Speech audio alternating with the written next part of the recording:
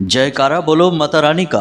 जगत माई महामाई माँ भद्रकाली की जय बोलो। माता रानी के सांचे दरबार की जय बोलो। तो कुंभ राशि वालों, स्वागत है आप सभी का मंथन भिंड यूट्यूब चैनल में। बंधुओं, अब समय आ चुका है कि जब आप अपने जीवन के हर एक कष्ट, धोखे और परेशानियों से छुटकारा प्राप्त कर लेंगे। जी हाँ बंधुओं, अब आपका बड़े से बड़ा दुश्मन भी आपके सामने घुटनों पर बैठ जाएगा, आपसे नजरें तक नहीं मिला पाएगा। जी हाँ बंधुओं, हम आपको आज एक ऐसा प्राचीन तंत्र देने जा रहे हैं जो अत्यंत गुप्त है परंतु बेहद ही शक्तिशाली है। जब आप इस तंत्र का प्रयोग करना शुरू करेंगे तो इसके परिणाम आपको तुरंत ही अपने जीवन में, अपने शरीर पर और अपने घर में दिखाई देने शुरू हो जाएंगे। इस तंत्र से दैवीय ऊर्जाएं, दिव्य शक्तियां घनीभूत हो जाती हैं, केंद्रित हो जाती हैं और आपकी हर एक इच्छा और मनोकामना को पूरी करने के लिए आतुर हो जाती हैं। जी हाँ बंधुओं, इस तंत्र विद्या के लिए आपको इन दो चीजों को अपने घर आज ही लाना होगा जब आप इस कार्यक्रम को देख रहे हैं, क्योंकि आप जितनी देर करेंगे उतना ही पवित्र समय गुजरता चला जाएगा और आपके जीवन के लिए परेशानियां बढ़ती चली जाएंगी। बंधुओं, एक बात यहाँ पर हम आपको पहले ही बता दें कि आज आप इस कार्यक्रम को पूरा अवश्य देखना, अंत तक देखना और सबसे महत्वपूर्ण बात कि इसे बिल्कुल अकेले में ही देखना। और हम आपसे वादा करते हैं कि जब आप इस कार्यक्रम को अंत तक देख लेंगे और उसके बाद इस कार्यक्रम में बताई गई चीजों और विद्याओं का प्रयोग अपने जीवन में शुरू कर देंगे, जो कि बहुत ही सरल हैं परंतु बेहद गुप्त हैं, तो आपके जीवन में अद्भुत परिणाम आप देखेंगे। हम तो यहाँ तक कहेंगे कि जिन चीजों के लिए आप अब तक तड़प रहे हो वे सारी चीजें आपको एक एक करके मिलने शुरू हो जाएंगी। जी हाँ बंधुओं, अब आपके मन में विचार आ रहा होगा कि आखिर ऐसी कौन सी चीजें हैं और आखिर ऐसा कौन सा तंत्र है और हमें आज तक किसी ने इस तंत्र के विषय में क्यों नहीं बताया है। तो बंधुओं, हम आपको बता दें कि जो सचमुच में काम करने वाली विद्याएं होती हैं उन्हें जानबूझकर गुप्त रखा जाता है। उन विद्याओं को अगर सरेआम सबको बता दिया जाएगा तो उनकी जो ऊर्जाएं हैं, उनकी जो शक्ति है वह धीमी पड़ने लगती है, कमजोर पड़ने लगती है। इसीलिए हम आपसे कह रहे हैं कि इस कार्यक्रम में बताई गई बातों को किसी को मत बताना, चुपचाप अकेले में देखना और खुद से ही इनका प्रयोग करना शुरू कर देना। यदि आप इन चीजों का प्रचार करना शुरू कर देंगे तो इनकी शक्ति कमजोर पड़ने लगेगी। जी हाँ बंधुओं, तो अब ज्यादा समय खराब ना करते हुए चलिए अपने मुख्य विषय की शुरुआत करते हैं। माता रानी का नाम लेते हुए कमेंट बॉक्स में पूरे भक्ति भाव के साथ लिख डालना, जय माँ भद्रकाली रक्षा करो। माता रानी निश्चित तौर पर आपके ऊपर कृपा करेंगी, आपकी रक्षा करेंगी, हमें पूर्ण विश्वास है। इसी के साथ साथ बंधुओं, यदि आप इस चैनल कार्यक्रम पर पहली बार आए हैं तो आप इसे सब्सक्राइब अवश्य कर लें। इसमें आपका ही लाभ है बंधुओं, क्योंकि हम हर रोज ऐसे ही ज्ञान से भरपूर जीवन को बदल देने वाले कार्यक्रम लेकर आते रहते हैं। तो चलिए बंधुओं, चैनल को सब्सक्राइब करिए, फिर आगे बढ़ते हैं। बंधुओं, अब पछताने होत का जब चिड़िया चुगे खेत। कहने का मतलब यह है कि लोग अक्सर जीवन में बड़े बड़े कार्य कर लेते हैं, काम धंधे व्यापार की शुरुआत कर लेते हैं, नौकरी कर लेते हैं, विवाह संबंध तक कर डालते हैं। फिर जब तकलीफें आती हैं, परेशानियां आती हैं, जीवन में पल पल में रुकावटें आती हैं, तब उन्हें याद आता है कि क्यों ना अपनी कुंडली, अपना चार्ट दिखा लिया जाए और जीवन में आ रही परेशानियों का कारण जान लिया जाए। लेकिन बंधुओं, यह बहुत देर से होने वाली प्रक्रिया है। बेहतर प्रक्रिया यह है कि कोई भी महत्वपूर्ण कार्य आपको करना है तो पहले अपनी कुंडली का सही आकलन करवा लिया जाए, ग्रह दशा का, महादशा का, ग्रहों की सकारात्मक स्थितियों का पूर्ण ज्ञान हासिल कर लिया जाए। उसके बाद ही कोई भी महत्वपूर्ण कदम उठाया जाए तो आपकी तरक्की के, काम धंधे में, व्यापार में उन्नति के बहुत अधिक चांसेस रहते हैं, जीवन भी सरल बनता है। तो ऐसे में यदि आप आज की स्थिति में कोई ऐसी महत्वपूर्ण परिस्थिति का सामना करने वाले हैं तो आप श्रेष्ठ कुंडली का आकलन करवा सकते हैं। नीचे दिए गए नंबरों पर आप कॉल करें, मैसेज करें, एक बहुत ही मामूली सी दक्षिणा के साथ श्रेष्ठ मार्गदर्शन प्राप्त करें, फिर जीवन में आगे बढ़े। बाकी माता रानी आपका सहयोग करेंगी ही। हमारी तरफ से शुभकामनाएं। ध्यान से सुनिए। तो बंधुओं, हमने आपको चीजों के विषय में पहले भी कई बार ज्ञान दिया है और उन चीजों के प्रयोग करने से सैकड़ों, हजारों लोगों को बहुत लाभ भी प्राप्त हुए हैं। लोग हमें कमेंट करते हैं, मैसेज करते हैं और कहते हैं कि गुरुजी, आपने जो हमें उपाय बताया, जिन चीजों के बारे में हमें ज्ञान दिया, हमने जब उन चीजों का प्रयोग करना शुरू किया तो हमारे जीवन में अद्भुत बदलाव आने शुरू हो गए। मतलब कहने का यह है कि कई लोगों को अपने जीवन की कष्टों से मुक्ति प्राप्त हुई है। अब बंधुओं, ये सब बातें हम आपको इसलिए बता रहे हैं कि अब तक हमने आपको जिन चीजों के विषय में बताया है वह इन दो चीजों के आगे कुछ भी नहीं है। जी हाँ बंधुओं, इन दो चीजों की शक्तियां बहुत अधिक हैं। इन्हें जानबूझकर गुप्त रखा जाता है। इनके विषय में लोगों को जानबूझकर बताया नहीं जाता है क्योंकि इनके दुरुपयोग होने का खतरा बना रहता है। इन चीजों के विषय में पुराणों में देखने को कई बार आता है कि ये उपाय हमारे पुराने प्राचीन ऋषि मुनि राजा महाराजाओं को और राजकुमारों को इन चीजों के विषय में बताया करते थे और इन चीजों के प्रयोग से इन राजा महाराजाओं को बहुत सारी खुशियां प्राप्त होती थी, बड़े बड़े राज्यों की विजय प्राप्त होती थी, धन दौलत और संपदा अकूत मात्रा में भर जाया करती थी, खजाने भरे रहा करते थे और सुंदर कन्याओं से उनका विवाह हो जाया करता था। तो कहने का मतलब यह है कि ये दो चीजें प्राचीन गुप्त महाविद्याएं हैं। अब समय आ गया है कि जब आप इन दो चीजों से अपना परिचय करें और इनके प्रयोग करने शुरू करें। बंधुओं, अब आगे कार्यक्रम में जो हम आपको बताने जा रहे हैं उसे बिल्कुल ध्यान के साथ सुनना है और जरूरत पड़े तो कुछ चीजों को आप नोट भी करते चले। तो अब ध्यान से सुनिए बंधुओं। भोलेनाथ, जिन्हें हम महादेव कहते हैं, उन्हें महादेव या महाकाल यानी उनके नाम के आगे महा इसलिए लगा है क्योंकि वे इन सब चीजों से ऊपर हैं। देवों से भी वे ऊपर हैं, काल यानी समय से भी वे परे हैं। वे समय की सीमाओं में नहीं आते हैं। अब महादेव की एक विशेष खूबी है कि जब किसी के जीवन में हद से ज्यादा कष्ट लिखा रहता है और उन कष्टों को भोगते भोगते जातक परेशान हो जाता है, उसे कोई मार्ग नहीं दिखाई देता, तो वह महादेव की शरण में चला जाता है। और जब महादेव की शरण में वह जाता है तो महादेव उसके माथे पर लिखी हुई किस्मत की लकीरों को बदल डालते हैं, उसके भाग्य को पलटने की, उसकी किस्मत को बदल देने की और कष्ट की जगह उसके जीवन में, उसकी किस्मत में खुशियों को लिख देने की क्षमता, शक्ति, पराक्रम्य केवल भोलेनाथ के पास है, महादेव के पास है। इसी प्रकार पुराणों में एक कथा सुनने को मिलती है कि ब्रह्मा जी एक बार परेशान होकर भोले बाबा से मिलने उनके धाम पहुंचते हैं और जब उनके धाम पहुंचते हैं तो भोले बाबा आंख मूंद कर समाधि में बैठे थे। तो ब्रह्मा जी जब भोले बाबा के पास पहुंचे तो माता पार्वती ने उनसे पूछा कि क्या हुआ, आप इतने परेशान क्यों दिखाई दे रहे हैं।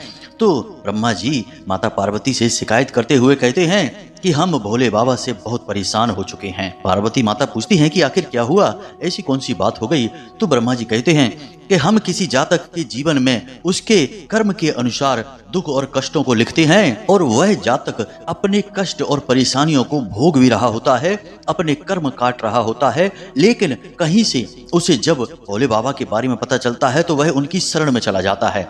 और जब भोले बाबा की शरण में कोई जातक आता है तो ये भोले बाबा सदा शिव महादेव उसकी किस्मत को बदल कर रख देते हैं, हर एक कष्ट को काट देते हैं, उसकी जीवन में, उसकी किस्मत में, उसके भाग्य में खुशियां ही खुशियां लिख देते हैं।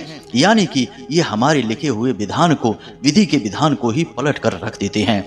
ऐसा कैसे चलेगा माते, जब भोले बाबा किसी की किस्मत का फैसला खुद ही कर देंगे तो फिर हम ब्रह्मा और विष्णु जी यानी नारायण श्री हरि विष्णु की आवश्यकता ही क्या है। तो माता पार्वती कहती हैं कि इसमें भोले बाबा का कोई दोष नहीं है।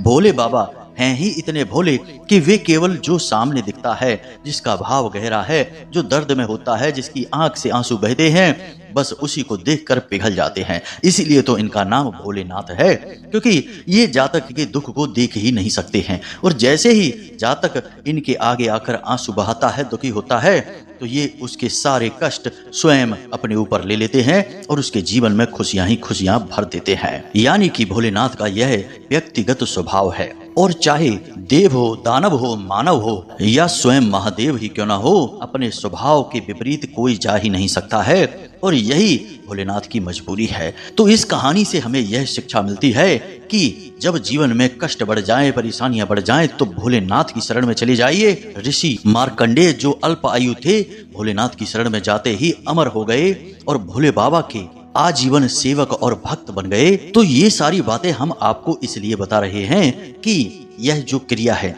यह जो उपाय है, यह भोलेनाथ से ही जुड़ा हुआ है। जी हाँ बंधुओं, केवल भोले बाबा में ही यह सामर्थ्य है कि वे आपके जीवन भर के कष्ट और परेशानियों को मिटा सकते हैं। तो अब जरा ध्यान से सुनिए, आपको दो चीजों की आवश्यकता है। पहली चीज सांप का यानी नाग और नागिन का एक जोड़ा। नाग और नागिन का जोड़ा वैसे तो चांदी का होना चाहिए, परंतु यदि आपकी सामर्थ्य ना हो तो आप तांबे का भी ले सकते हैं। अब नाग और नागिन के जोड़े का क्या करना है, इसके बारे में हम आगे आपको बताने जा रहे हैं। अब दूसरी चीज के विषय में ध्यान से समझिए। दूसरी चीज है श्वेतार्क गणपति या स्वयं भू गणपति। जी हाँ बंधुओं, अब ये दो चीजें आपको कहाँ मिलेंगी, इनके बारे में समझते हैं। तो जो नाग नागिन का जोड़ा है वह तो आपको किसी भी पूजा पाठ की दुकान पर आसानी से मिल ही जाएगा, उसमें परेशानी नहीं है। लेकिन ये जो श्वेतार्क गणपति हैं या स्वयं भू गणपति हैं, इनके विषय में आपको जानना बेहद आवश्यक है। हो सकता है कि आप में से बहुत सारे लोगों ने स्वयं भू गणपति का कभी नाम भी ना सुना हो, जिन्हें श्वेतार्क गणपति कहते हैं, इनका कभी नाम भी ना सुना हो। तो आज हम आपको इनसे परिचय कराने जा रहे हैं। आपने अक्सर यह देखा होगा कि खासतौर से सावन के महीने में भोले बाबा के शिवलिंग पर एक पुष्प चढ़ाया जाता है जिसे आंख का पुष्प कहा जाता है। जी हाँ बंधुओं, इसे आर्क भी कहते हैं, आंख भी कहते हैं। यह पुष्प जिसमें से सफेद रंग का दूध जैसा कुछ निकलता है, तरल पदार्थ, यह बहुत ही जहरीला होता है और भोले बाबा को तो जहरीली चीजें ही चढ़ाई जाती हैं। फिर चाहे भांग हो, धतूरा हो, आर्क हो, कुछ भी हो, भोले बाबा सब ग्रहण कर लेते हैं, कष्ट खुद ले लेते हैं, खुशियां हमें दे देते हैं। तो यह आंख का फूल आपने देखा होगा, भोले बाबा को चढ़ाया जाता है। यह भोले बाबा को अत्यंत प्रिय होता है। अब इस आंख के पौधे को एक विशेष आशीर्वाद गणपति के द्वारा प्राप्त है और वह आशीर्वाद यह है कि यह आंख का पौधा पुराना होता जाएगा, यानी कि लगभग 11 वर्ष का हो जाएगा। तो इसकी जड़ का जो केंद्र है वह बिल्कुल गणेश जी का रूप ले लेगा, यानी कि स्वयं गणेश जी प्रकट हो जाएंगे। अब गणेश जी यहाँ क्यों प्रकट होंगे, क्योंकि यह पौधा स्वयं भोलेनाथ का प्रतीक माना जाता है और गणेश जी को भोले बाबा का साथ बहुत अधिक प्रिय है। और एक बात हम बता दें कि पुराणों में यह घटना लिखी हुई है, आपने भी सुनी होगी कि भोलेनाथ गणपति से बहुत अधिक प्रसन्न रहते हैं। भोले बाबा ने ही उन्हें प्रथम पूज्य होने का वरदान भी दिया था। जब उन्होंने अपने संसार का एक चक्कर लगाने वाली घटना जो थी उसके विषय में गणेश जी ने अपने माता पिता यानी माता पार्वती और भोले बाबा का चक्कर लगा लिया तो भोलेनाथ बहुत प्रसन्न हो गए। यह कहानी लंबी है, फिर कभी आपको सुनाएंगे। तो कहने का मतलब यह है कि भोलेनाथ के साथ गणपति वहां प्रकट हो जाते हैं। अब आपको क्या करना है, अब इसे जरा ध्यान से समझिए। अब कोई पौधा जो आंख का है वह कितना पुराना है यह कैसे पता चलेगा, और उसकी जड़ में गणपति निर्मित भी हो पाए हैं कि नहीं हुए हैं यह भी कैसे पता चलेगा। आप कहाँ तक पौधों को ढूंढते और उनकी जड़ को खोदते फिरेंगे। तो इसके लिए हमारे शास्त्रों में यानी शिव पुराण में भी लिखा हुआ है कि यदि कोई जातक सफेद आंख के पौधे की जड़ को लेकर आ जाए और उसे गंगा जल से स्नान करा के पूर्ण पवित्रता के साथ विधि विधान के साथ अपने घर में लाकर रख ले तो वह गणपति का रूप ही माना जाता है, चाहे उसमें स्वयं भू गणपति प्रकट हुए हों या नहीं, क्योंकि इस पौधे को आशीर्वाद प्राप्त है कि इसकी जड़ में गणपति प्रकट होंगे 11 वर्ष के बाद।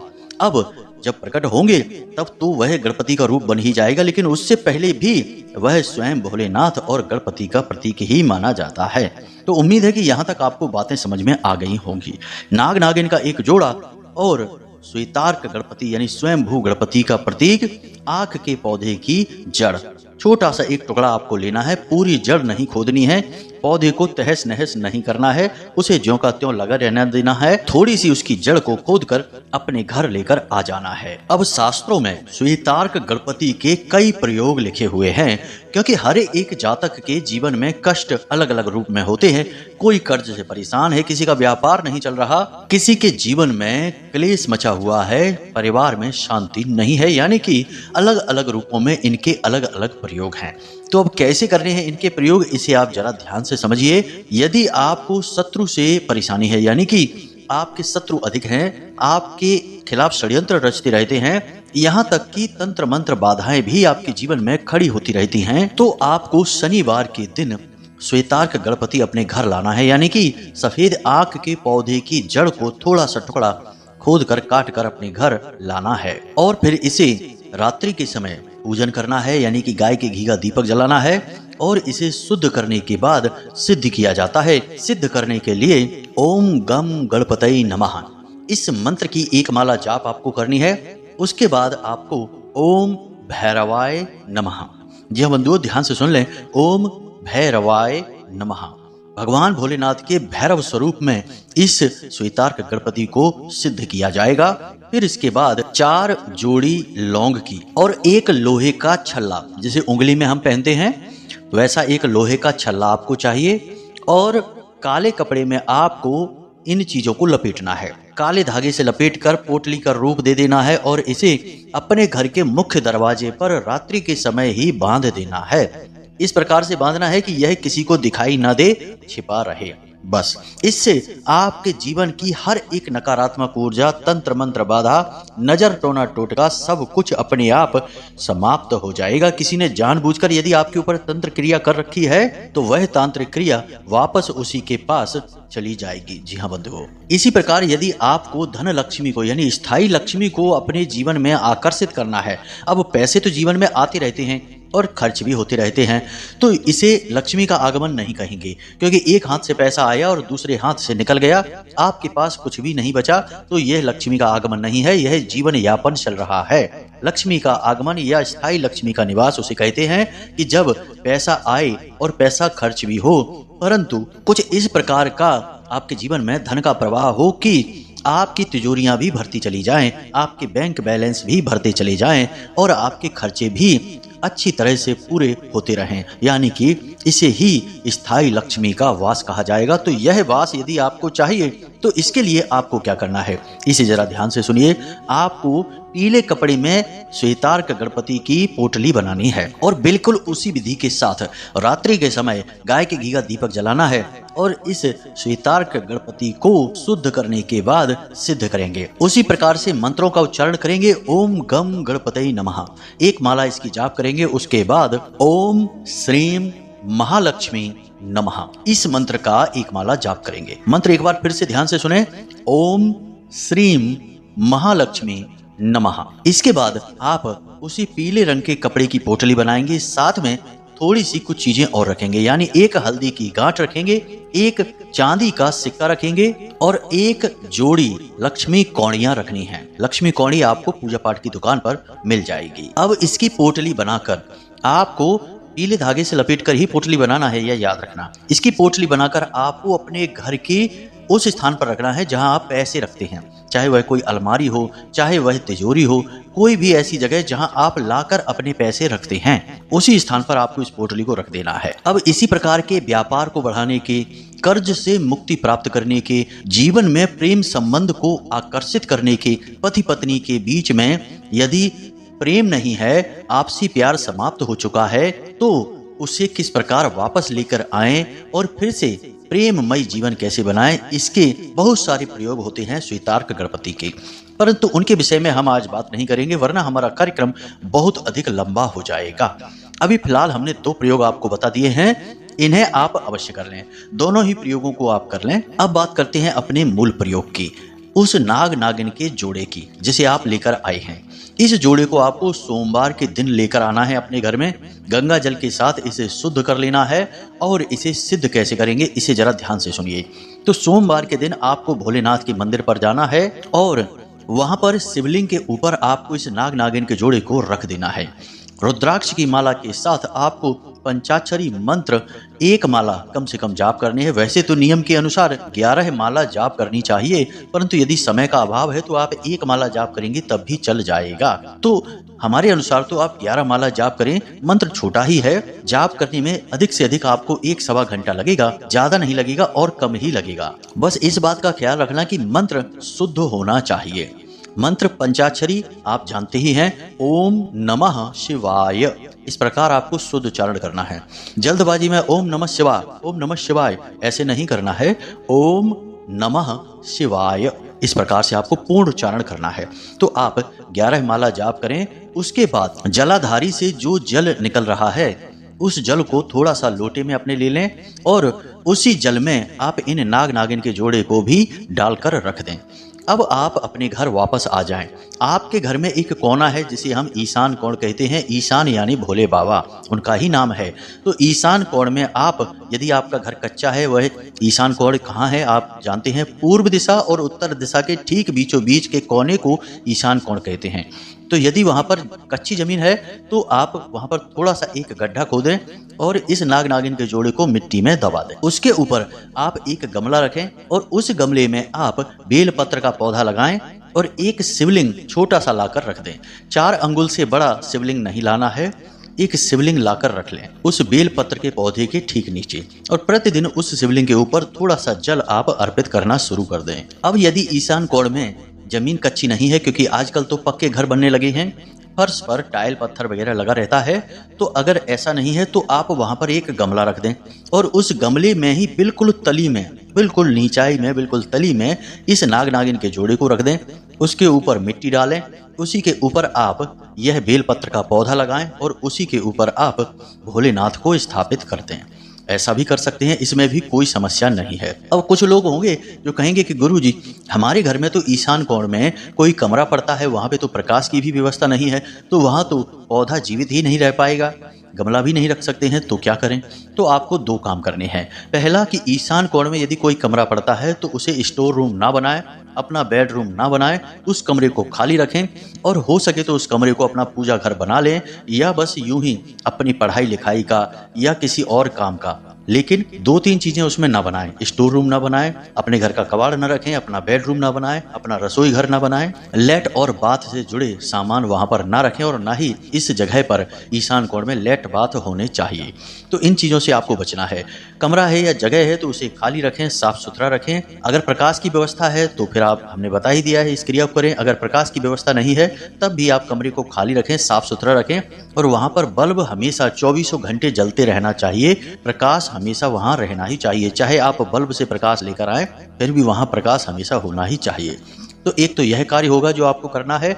दूसरा कार्य यह है कि आपके घर की छत पर ईशान कोण जिस भी दिशा में पड़ता है, जिस तरफ पड़ता है, आप इस गमले को जिसमें नाग नागिन का जोड़ा रखा हुआ है, इस गमले को छत पर ईशान कोण में रख लें, तब भी वही फल आपको प्राप्त होगा। यदि आप जमीन पर नीचे रखते तो बात ही अलग थी, क्योंकि भूमि से आधार संपर्क हो जाता गमले का, परंतु आप छत पर भी रख देंगे तब भी कोई विशेष परेशानी नहीं है। तो इस प्रकार नाग नागिन के जोड़े को अपने घर में स्थापित कर लें। किसी भी प्रकार की नकारात्मक ऊर्जा, राहु केतु की परेशानी, शनि की परेशानी या फिर किसी भी अन्य प्रकार की परेशानी आपके जीवन में है, वह समाप्त होनी शुरू हो जाएगी। प्रतिदिन भोले बाबा को जल समर्पित आप करेंगे और हमने कहा ही था कि जिसके जीवन में चाहे किसी भी प्रकार का कष्ट क्यों ना हो, चाहे वह देवी देवताओं से कष्ट आ रहा हो, चाहे ग्रह नक्षत्रों से हो, चाहे किसी भी प्रकार की बाधा हो, एक बार जो भोले बाबा की शरण में चला गया, उसके जीवन के सारे कष्ट और परेशानी भोले बाबा स्वयं ग्रहण कर लेते हैं और उस जातक के जीवन में खुशियां और आनंद भर देते हैं, उसके भाग्य को ही पलट कर रख देते हैं। तो इस प्रकार से आपको इन क्रियाओं को करना है। इन क्रियाओं को करने के सारे विधि विधान हमने आपको समझा ही दिए हैं। कार्यक्रम को आप अच्छी तरह से समझ चुके हैं, देख चुके हैं। अब इन क्रियाओं को आप अपने जीवन में करिए और उसके बाद क्या परिणाम आपको प्राप्त होते हैं, उन्हें हमें कमेंट करके या फिर वीडियो में दिए गए नंबर के माध्यम से फोन करके अवश्य बताना है। क्योंकि बंधुओं, हम जो मेहनत करते हैं, जो क्रियाएं, जो उपाय आपको बताते हैं, वे अत्यंत सिद्ध होते हैं, अपने आप में ही महाशक्ति को लेकर चलते हैं और पूर्ण रूप से सात्विक होते हैं, यानी देवी देवताओं से जुड़े हुए होते हैं। तो हम तो जानते ही हैं कि ये क्रियाएं काम करती हैं, परंतु आपके मुख से सुनकर हमें बहुत गहरे आनंद की प्राप्ति होती है कि चलो हमारी मेहनत सफल हुई, माता रानी की जो हम भक्ति करते हैं वह भी हमारी सफल हो गई, क्योंकि जन सेवा में हमारा प्रयास काम कर रहा है। इस वजह से हम आपसे कहते हैं कि यदि आपके जीवन में जब सुधार आना शुरू हो जाए तो हमें एक बार बताना अवश्य, हमें बहुत अच्छा लगेगा। तो चलिए बंधु, आज के इस कार्यक्रम को यहीं पर समाप्त करते हैं।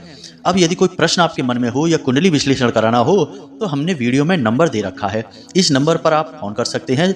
दिन में 10 बजे से लेकर शाम को 4 बजे के बीच में इसी समय फोन करें, क्योंकि इससे पहले और इससे बाद हम माता रानी की सेवा में रहते हैं तो आपसे बात नहीं हो पाएगी। तो उम्मीद करते हैं कि आप हमारी बातें समझ रहे हैं। अब आज के कार्यक्रम में हम आपसे विदा लेते हैं। हमेशा हंसते रहिए, मुस्कुराते रहिए, सकारात्मक रहिए और दिन में एक बार मंदिर अवश्य हो आइए, क्योंकि आपका उद्धार तो वहीं से होना है। तो प्रेम से बोलिए जय माई की, जय मां भद्रकाली, जय बाबा भोलेनाथ। आपका कल्याण होगा। धन्यवाद।